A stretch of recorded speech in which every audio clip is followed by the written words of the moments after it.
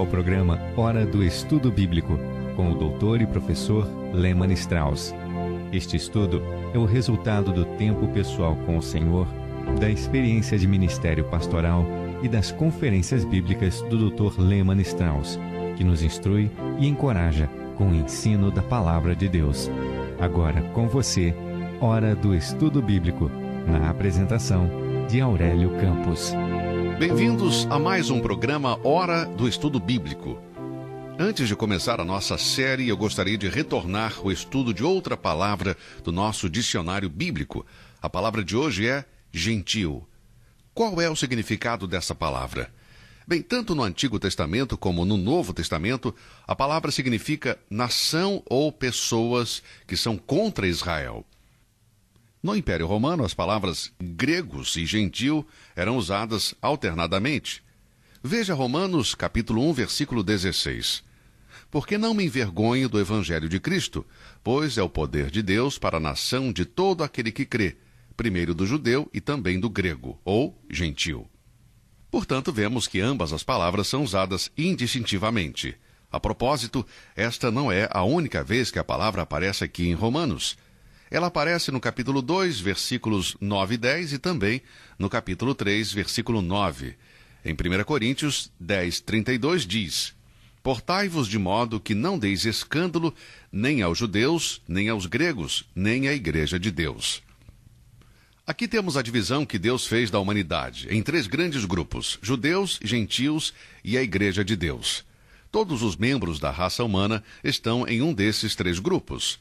Na verdade, você pode ser um judeu não salvo, ou um gentio não salvo, ou membro da Igreja de Cristo. Quando um judeu ou um gentio nasce de novo, ele é batizado pelo Espírito Santo no corpo de Cristo, que é a Igreja, de acordo com 1 Coríntios 12, 13. Pois todos vós fomos batizados em um Espírito, formando um corpo, quer judeus, quer gregos, quer servos, quer livres. Aqui nós temos a palavra gentios. Todos os membros da raça humana estão em uma dessas três categorias. A experiência da salvação, que é quando você realmente nasce de novo pela fé em Cristo, une em um só corpo tanto judeus como gentios, de modo que não há mais diferença entre eles. Esse é o estudo de hoje da palavra gentil. Se o Senhor permitir, no nosso próximo programa, vamos estudar a palavra Getsemane. Vamos orar. Amado Pai, nós te agradecemos pela alegria que temos em servir ao Senhor e pelo privilégio de compartilhar a tua santa palavra. Senhor, pedimos que a tua palavra trabalhe nos corações de cada ouvinte, de acordo com as suas necessidades. Se alguém precisa de força e conforto, Senhor, usa esta mensagem para suprir essas necessidades. Pai, nós te pedimos também para salvar os perdidos, edifica os teus filhos e chama de volta aqueles que estão longe. Nós oramos e pedimos em nome do Senhor Jesus. Amém. Abra sua Bíblia em Efésios, capítulo 4. Estamos vendo sobre a igreja, que é o corpo de Cristo. Você deve se lembrar que no capítulo 1, versículo 23, a igreja é chamada de seu corpo, referindo-se a Cristo. Agora, aqui no capítulo 4, versículo 12, as últimas 4 palavras neste versículo falam da igreja como o corpo de Cristo. Assim podemos ver que se cada membro do corpo funcionar como deve, então estará contribuindo para o bom funcionamento do corpo. Portanto, quando cada membro está no lugar e funcionando, de acordo com o trabalho efetivo de cada parte, força e sustento são acrescentados ao corpo, e faz ele crescer no amor para a sua edificação. Cada membro deve olhar para a cabeça, que é Cristo, e quando fazemos isso, vemos que não há dom ou membro que não seja usado em uma relação de interdependência mútua. Lembro-me de uma ocasião que eu tive uma unha encravada. Você já teve isso? Bom, eu nunca pensei que uma unha encravada pudesse inutilizar o meu corpo. Doía da cabeça até a ponta do dedo. Eu não podia fazer nada, não podia andar, tudo doía. Eu não podia nem mesmo desfrutar minha comida, nem dormir direito eu conseguia, até que fui ao médico para cortar essa unha. Como você pode ver, esse membro do corpo tão pequeno, que às vezes tão insignificante para nós, fez com que o corpo todo perdesse sua habilidade de funcionar. Da mesma maneira, a incapacidade de um membro do corpo humano enfraquece e limita a utilidade do corpo inteiro, Até mesmo um cristão que não está crescendo espiritualmente pode impedir o crescimento do corpo de Cristo e impedir a igreja de realizar efetivamente a obra que Deus nos chamou para fazer. Eu tenho um peso muito grande em meu coração por alguns de vocês, queridos irmãos, que nos escutam e estão afastados. Isso me entristece muito. Talvez você não goste da palavra afastado, mas se você não está em comunhão com Deus, sua vida de oração não é eficaz. Se você não está ativo, servindo em sua igreja local, não está ofertando para a obra de Deus, então algo está errado. Como um membro do corpo de Cristo, você está limitando a utilidade do corpo. Eu orei sinceramente por você hoje, antes de entrar no ar, para que, de alguma forma, Deus use este programa para atingir, para tocar o seu coração. Hoje há muitos cristãos como Demas. Quando Paulo escreveu a Timóteo em sua segunda epístola, capítulo 4, versículo 10, ele disse: "Pois Demas me abandonou, amando o presente século." Agora, cada membro do corpo de Cristo recebe a graça e os dons do Senhor, ressuscitado através do Espírito Santo. E da mesma forma que ele criou o corpo humano para que todos os membros cresçam juntos, assim ele planejou para que o seu corpo, que é a igreja, também cresça. Eu gostaria que você observasse uma frase no versículo 12 que diz: "para o aperfeiçoamento dos santos." Isso é muito importante. E está relacionado com o assunto que estamos tratando, o corpo e a importância do trabalho de cada membro. Bem, os dons foram dados para o aperfeiçoamento dos santos. E o que significa isso? Que nós, os cristãos, somos imaculadamente perfeitos? Bom, certa noite um homem veio e me disse que ele não concordava com a minha doutrina. Ele acreditava na erradicação da natureza pecaminosa. Ele disse que durante 20 anos, ele não pecou nem em pensamento, nem em palavras, e tampouco em ações. Meu querido amigo, não é isso que a palavra perfeição significa. Não existe cristão perfeito. A velha natureza adâmica nunca foi completamente erradicada do Filho de Deus. Aquele querido homem estava enganado, ou era o pior mentiroso e hipócrita que eu já conheci, mas eu quero lhe dar o benefício da dúvida e pensar que possivelmente ele estava enganado. Simplesmente não entende o ensinamento da palavra de Deus. Por exemplo, em 1 João capítulo 1, versículo 8 diz: "Se dissermos que não temos pecado, enganamo-nos a nós mesmos e não há verdade em nós." Eu gosto de acreditar que este homem foi enganado. Ele não compreende a palavra de Deus. Ele crê que é um cristão perfeito que não pecou em pensamento, palavra ou ação por 20 anos. Olha, eu gostaria de ter perguntado para sua esposa o que ela pensa sobre isso. Bem, este não é o significado da palavra perfeição aqui em Efésios 4:12. No grego, essa palavra tem a mesma ideia de outra encontrada em Mateus 4:21. Quando Jesus estava escolhendo seus discípulos, ele se aproximou de dois homens cujos nomes eram Tiago e João. Eles eram irmãos. Eles estavam em um barco e eram pescadores. Eles estavam em um barco juntos com o seu pai. Em Mateus capítulo 2, versículo 21, nos diz que eles estavam consertando as redes. Suas redes estavam rasgadas e precisavam ser consertadas. Eu acho que esta palavra está associada à palavra perfeição aqui. Alguns cristãos são como redes estragadas, rasgadas, que precisam ser remendadas. Gálatas 6:1 diz que são como ossos quebrados, que precisam ser colocados no lugar novamente. Vamos ler. Irmãos, se alguém for surpreendido em algum pecado, vocês que são espirituais, deverão restaurá-lo com mansidão. Cuide-se, porém, cada um para que também não seja tentado. A palavra restaurar significa unir ou fixar um osso quebrado. Portanto, vemos que há cristãos que são como redes rasgadas ou ossos quebrados. Irmãos que caíram e precisam ser restaurados. Talvez você seja um deles. Você não está funcionando como deveria. Você foi salvo para comprometer-se com os outros membros do corpo de Cristo para uma obra feliz e harmoniosa. Assim como uma rede rasgada não pode ser usada para pesca, o cristão que não está em comunhão com Deus não pode ser usado para ganhar almas, para pescá-las. Alguns cristãos são como redes rasgadas que precisam de conserto, ou como ossos quebrados e precisam ser restaurados. Você é um desses cristãos hoje?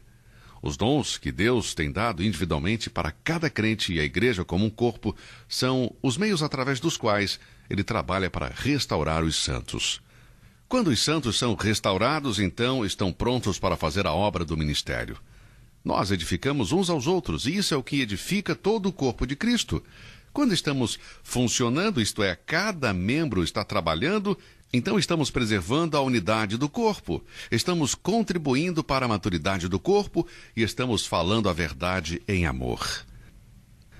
Querido irmão, você precisa de algum reparo ou ajuste no dia de hoje?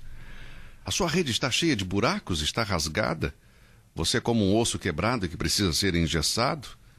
Você está ativo, amando o Senhor, servindo ao Senhor em comunhão harmoniosa com irmãos e irmãs em Cristo? Você gosta de compartilhar com os outros o ministério de Deus? Se a resposta é não, algo está errado. Deus o salvou por sua graça e misericórdia, mas também lembre que Ele fez provisão abundante para os ajustes necessários em nossa experiência cristã. Agora, todos nós temos nossos momentos de fraqueza. Todos nós já passamos por momentos de frieza, quando paramos nossa vida de oração, quando já não temos coragem para testemunhar aos outros sobre o Salvador. Todos nós já passamos por esse tipo de experiência, quando não podíamos ler, estudar e desfrutar da palavra de Deus. Eu estou falando com alguém nessa condição hoje? Meu querido amigo, a minha oração foi por você hoje, e repito, eu orei especialmente por você antes de começar o programa, para que Deus trabalhe em seu coração. Se somente pudéssemos reparar esses ossos quebrados, se apenas pudéssemos consertar essas redes rasgadas, eu estou falando sobre cristãos que precisam ser restaurados e colocados de volta no serviço ao Senhor. Às vezes, meu desejo é que cada cristão que ouve este programa tenha feito uma oração sincera por este ministério. Creio firmemente que se cada cristão que ouve este programa, por um minuto, orar para que Deus use este tempo de estudo da Bíblia para salvar os perdidos e incentivar, fortalecer e alimentar os santos, creio que essas orações seriam muito valiosas para Deus. Vamos remendar as redes rasgadas e restaurar os ossos quebrados. Vamos ajudar os outros cristãos a retornar à comunhão com Deus e com os outros. E a igreja então vai funcionar como deveria, como um corpo. Vamos ler agora versículo 17, do capítulo 4, onde Paulo diz: E digo isto, e testifico no Senhor, para que não andeis mais como andam também os outros gentios, na vaidade da sua mente. Esta é a quarta vez que a palavra andar aparece em Efésios. Lembre-se que a palavra andar significa modo de vida. É a maneira como nos comportamos. Ela aparece pela primeira vez em Efésios 2, versículo 2, referindo-se à antiga maneira de viver. Depois aparece em Efésios 2:10, onde se refere às boas obras que Deus tem para o crente. E a terceira vez em Efésios 4:1, que refere-se à maneira digna de andar do crente. Agora, aqui no versículo 17, é a quarta vez que ela aparece e se refere a como o mundo nos vê, a característica do andar do crente. Você já percebeu que quando o Filho de Deus se comporta da maneira que Deus quer, ele é diferente diante dos olhos do mundo? O mundo não entende o comportamento do cristão. Nos dias de hoje, encontrar um homem ou uma mulher que sempre fala a verdade, que é sempre honesto e bondoso, que manifesta o amor, que não é egoísta, o mundo vê como algo excepcional. Talvez o andar do cristão não seja aprovado pelo mundo. Eles podem pensar que somos criaturas estranhas. Deus quer que façamos diferença. Às vezes, as ações dos cristãos não estão de acordo com a palavra de Deus. Um homem pode crer em certas coisas e ainda estar errado na maneira de viver e de falar. Suas ações não correspondem com a sua profissão de fé. Conheço pessoas assim. Na verdade, eu posso olhar para trás na minha vida cristã e ver que algumas vezes eu fui assim. E até mesmo hoje, às vezes, eu tenho que lutar com isso. Devemos viver de acordo com as regras. E quando nós, os cristãos, obedecemos a palavra de Deus, então andamos corretamente. O cristão deve fazer a diferença. Deve se comportar de forma diferente do mundo. O cristão deve se comportar de acordo com as Escrituras, pelo poder do Espírito Santo que vive nele. A vestimenta espiritual do novo homem deve ser usada no lugar da roupa do velho homem. Temos diante de nós este ensino, começando no versículo 17. O propósito de Paulo é mostrar aos crentes como deve ser o seu novo estilo de vida, que nosso modo de vida como crentes deve ser diferente da nossa antiga maneira de viver e também dos não convertidos. Querido amigo, se somos verdadeiramente salvos, então deve haver uma mudança no nosso modo de vida. Precisamos ver como aqueles que têm um conhecimento verdadeiro e uma clara compreensão, não só de como Deus salva, mas também da maneira correta de viver. Se nós, como cristãos, praticamos as coisas que as pessoas não salvas praticam e nos comportamos como os perdidos se comportam, então nós vamos dar evidência da nossa falta de compreensão da palavra de Deus e falta de obediência a ela. E digo isto, e testifico no Senhor, para que não andeis mais como andam também os outros gentios, na vaidade da sua mente. Aqui Paulo não está apenas falando, simplesmente escrevendo. Sob a inspiração do Espírito Santo, ele está testemunhando. Está fazendo um importante chamado em nome do Senhor Jesus Cristo. Como nascidos de novo, aqueles a quem Paulo escreveu reconheceriam imediatamente a marca da autoridade divina em suas palavras e prestariam atenção ao que ele tinha a dizer.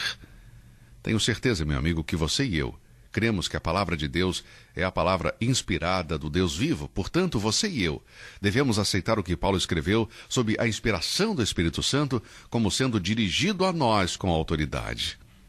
E devemos considerar estas escrituras da mesma forma que os Efésios. Eles deviam mostrar um andar correto. Eles não deveriam andar com os demais gentios, na vaidade de suas mentes. Não podemos andar na vaidade da nossa mente. Pense nisso, querido amigo. Você pode ter melhor aparência do que a outra pessoa, pode ter mais dinheiro do que os outros, pode ter mais sucesso do que outro filho de Deus, mas não deixe tudo isso subir à sua cabeça. Não se orgulhe de qualquer coisa nessa vida. Nenhum cristão é melhor do que o outro. Eu não sou melhor do que os outros, você não é melhor que eu não sou melhor do que o cristão mais fraco que está me ouvindo agora, nenhum de nós é melhor que o outro. O que somos, somos somente pela graça de Deus. Não ande em vaidade. Quando você encontrar uma pessoa que não nasceu de novo, você vai ver que a vaidade é algo normal. Nos negócios, no mundo dos esportes, na política, todo mundo quer ser o melhor, ou estão se esforçando para ser. Bem, nós cristãos queremos exaltar o Senhor Jesus Cristo. Então, em João 3,30, o João Batista disse: convém que ele, Jesus, cresça e que eu diminua. Em outras palavras, mais de Jesus e menos de mim mesmo. Este é o significado de Efésios 4,17. Não ande na vaidade de sua mente. Não sejam vaidosos, não sejam orgulhosos, não sejam arrogantes. Não vamos exaltar a nós mesmos, vamos buscar e edificar o corpo de Cristo. Edificar o corpo de Cristo? Sim, esta é a verdade maravilhosa para aprender. Esses primeiros cristãos estavam cercados por povos pagãos e, portanto, eles poderiam ser tentados a retornar às práticas pecaminosas do passado.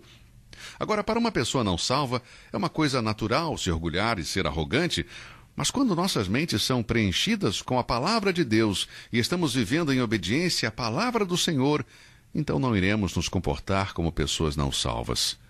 Em Romanos 1:21, Paulo fala sobre o incrédulo. Os seus pensamentos tornaram-se fúteis. Nossas vidas devem estar em conformidade com a palavra de Deus. A humildade deve ser característica de todo filho de Deus. Este é o meu desejo. Eu espero que seja o seu também. Vamos orar.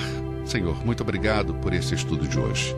Espero que a tua palavra tenha entrado no coração dos nossos ouvintes. Obrigado por esta emissora, por transmitir o nosso programa. Oramos em nome de Jesus. Amém. Obrigado por ouvir o programa de hoje. Que Deus o abençoe e até o nosso próximo encontro. Você ouviu Hora do Estudo Bíblico com o professor e doutor Lehmann Strauss, na apresentação de Aurélio Campos. Se você deseja ouvir novamente esta mensagem, visite a nossa página na internet www.bbnradio.org. Fica o convite para você nos acompanhar amanhã, neste mesmo horário, aqui na BBN. Hora do Estudo Bíblico é uma produção da BBN.